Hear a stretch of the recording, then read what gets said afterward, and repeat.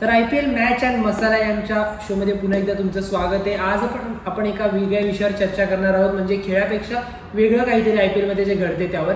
तर मागच्या वेळेला आपण चर्चा केली ती म्हणजे हार्दिक पांड्या आणि रोहित शर्मा यांच्या कॅप्टन्सी मधल्या कथित वॉरवरून, आणि आता आज ही कॅप्टन्सीचाच विषय आहे, पण आपले जे काही आजचे प्लेयर आहेत ते म्हणजे ऋतुराज गायकवाड आणि MS धोनी।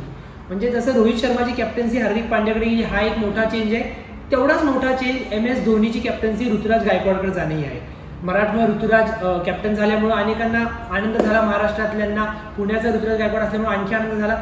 पण आता जसं जसं मॅचेस सुरू झाल्या तसं आपण दिसून येते की ऋतुराज गायकवाड हा फक्त नावापुरता कॅप्टन आहे का, कारण की सर्व जे निर्णय आहेत ते धोनीच घेतोय, आणि यामुळं कुठेतरी ऋतुराज गायकवाड सारखा एक चांगला प्लेअर, महाराष्ट्राचा चांगला प्लेअर ज्याने महाराष्ट्राचं डोमेस्टिक क्रिकेटमध्ये चांगलं नेतृत्व केलंय, त्याची नेतृत्व शैलीवर कुठेतरी प्रश्न निर्माण होत आहेत, अस्तित्व कुठे धोक्यात आहे का असे प्रश्न उद्भवत आहेत। आणि या सगळ्यावर चर्चा करण्यासाठी माझ्यासोबत माझा कलीग महेश आहे। तर महेश, आता तू ऐकत असेल मी जे सगळं काही बोललो, तर नेमकं असं वाटतंय का की ऋतुराज गायकवाड सारखा चांगला कॅप्टन, त्याला एक मोठी संधी तर मिळाली, पण धोनी सर्व निर्णय घेत असल्यामुळे कुठेतरी त्याच्या कॅप्टन्सीवर याचा परिणाम आहे ऋतुराज गायकवाडच्या फ्युचरसाठी।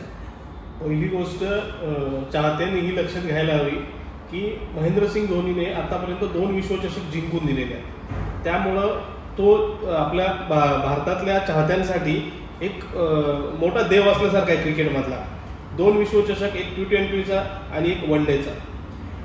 त्याच्यानंतर ज्या वेळेला हे विश्वचषक जिंकले त्यावेळेला महेंद्रसिंग धोनी कर्णधार होता, त्याने त्यावेळी घेतलेले डिसिजन योग्य होते, आजही त्याची चर्चा होती। सध्याचा विषय असा आहे की मध्यंतरी विषय आला तो रिटायर कधी होणार आहे, तो रिटायर कधी होणार हे कोणालाच माहीत नाही, तो स्वतःही स्पष्ट करत नाही। महेंद्रसिंग धोनीने कर्णधारपद सोडलं CSKचं, त्याच्यानंतर जडेजाने कर्णधारपद घेतलं, ते कर्णधारपद घेतलं त्यावेळेला सुद्धा जडेजाची अवस्थाही तशीच होती आज ऋतुराज गायकवाडची। आणि महेंद्रसिंग धोनीने याच्या अगोदरही भारतीय क्रिकेट संघात आपल्या मूळच्या विराट कोहली सुद्धा त्याचे मार्गदर्शन घेत होता, हे सुद्धा पाहायला मिळाले। म्हणजे अशा पद्धतीने आहे।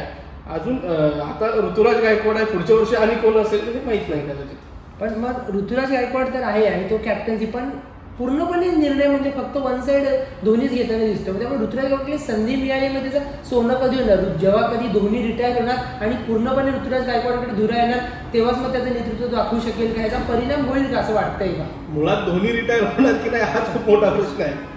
अनेक वर्षांपासून असं झालंय की धोनी रिटायर होणार की नाही।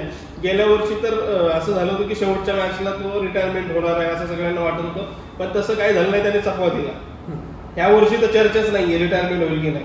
कालचा त्याचा जर का आपण कॅच पाहिला, अप्रतिम झेल घेतला त्याने, आपण म्हणू शकत नाही की त्याचं वय 42 आहे। आता ऋतुराज गायकवाड बाबत तुला एक प्रश्न विचारतो साहेब, त्याची वन डेची सरासरी 73च्या आसपास आहे धावा काढण्याची, त्याची IPLची आणि IPLची आणि T20ची सरासरी ही 100च्या वरची। तर वन डे खेळताना आणि IPL खेळताना तुला फरक काय जाणवतो त्याच्यात? फरक म्हणजे जसा गेम आहे त्या हिशोबाने तो स्वतःला डेव्हलप तर करतोच आहे, आणि T20 क्रिकेटच आजकाल इतकं जास्त होत चाललंय, त्यामुळे T20ची सरासरी चांगलीच असणार यात काही शंका नाही। विशेष म्हणजे डोमेस्टिक क्रिकेटमधलं त्याचं जे काही नेतृत्व आहे, महाराष्ट्राचं नेतृत्व करताना जी कामगिरी केली ती चांगली। आणि ह्याच प्रश्नाला अनुसरून जर पुढे बघायचं गेलं तर T20 वर्ल्ड कप अवघ्या काही महिन्यांवर, म्हणजे IPL झाल्यानंतर T20 वर्ल्ड कप होणार। T20 वर्ल्ड कप जर फायनल परीक्षा आहे तर ही प्रिलियम आहे असं म्हणू शकतो, आणि यातूनच प्लेअर मिळणार आहेत। तर आता जर आपला विषय ऋतुराज गायकवाडला चाललाय, त्याच्या कॅप्टन्सीला थोडंसं बाजूला ठेवून आपण जर विचार केला की ऋतुराज गायकवाडला T20 वर्ल्ड कपमध्ये संधी मिळेल का, तर त्याच्यावर काय वाटतं? म्हणजे दावेदार तर खूपच आहे, शुभमन गिल असेल, ईशान किशन असेल ओपनिंगला, मग ऋतुराज गायकवाडला संधी मिळेल का? आणि त्यासाठीच मी बोलतोय की जर कॅप्टन्सीमध्ये तो कॅप्टन्सीचं बर्डन असेल किंवा धोनीचं मध्ये त्याला म्हणजे मार्गदर्शन जे काय करतोय ते, त्यामुळे त्याच्या खेळावरही परिणाम होऊ शकतो का, आणि आपला एक मराठमोळा चांगला महाराष्ट्राचा प्लेअर T20 वर्ल्ड कपमध्ये इंडियाकडून खेळेल का नाही ह्याच्याही प्रश्नचिन्ह उपस्थित होतात, मग ह्याचा परिणाम त्यावर होईल का, काय वाटतं? T20चं जे आहे हे कर्णधारपद ठरलेलं आहे, त्याच्यामध्ये आता IPL मध्ये कोणता खेळाडू कसा खेळतोय याच्यावर त्यांचं पुढं सिलेक्शन ठरणार आहे।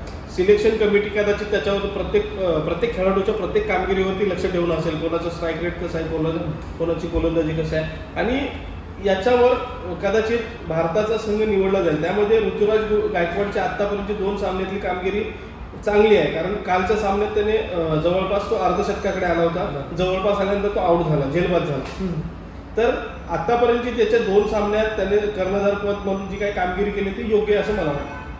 बरोबर अगदी. तर ऋतुराज गायकवाडच्या कॅप्टन्सीचा त्याच्या खेळावर काही परिणाम होईल का, आणि धोनीचं त्याला असणारं मार्गदर्शन हे ॲक्च्युअली मार्गदर्शन आहे का त्याचं कुठेतरी बर्डन होईल, असं तुम्हाला काय वाटतं हे आम्हाला कमेंट्समध्ये नक्की कळवा. आणि अशाच वेगवेगळ्या विषयांवरील चर्चांसाठी पाहत राहा पुढारी न्यूज.